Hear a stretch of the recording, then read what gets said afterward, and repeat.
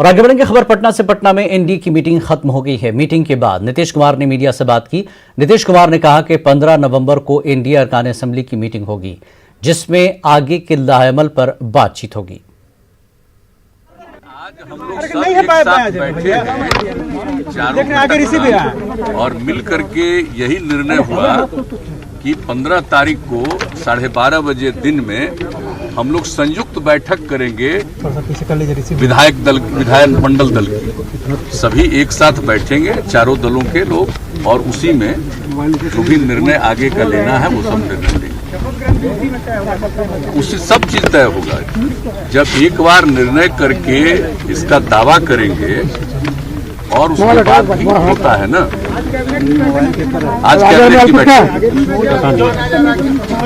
Cabinet की बैठक, जरूरी है ना।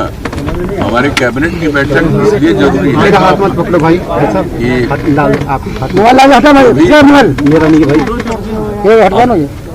चुनाव हो गया और जो भी इलेक्टेड लोग हैं उसका नोटिफिकेशन हो गया। इसलिए वर्तमान जो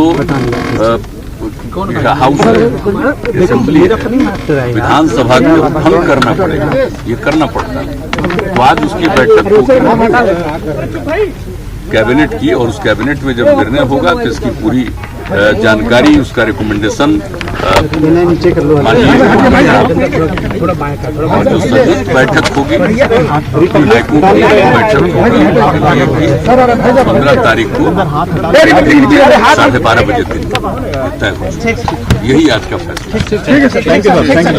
है।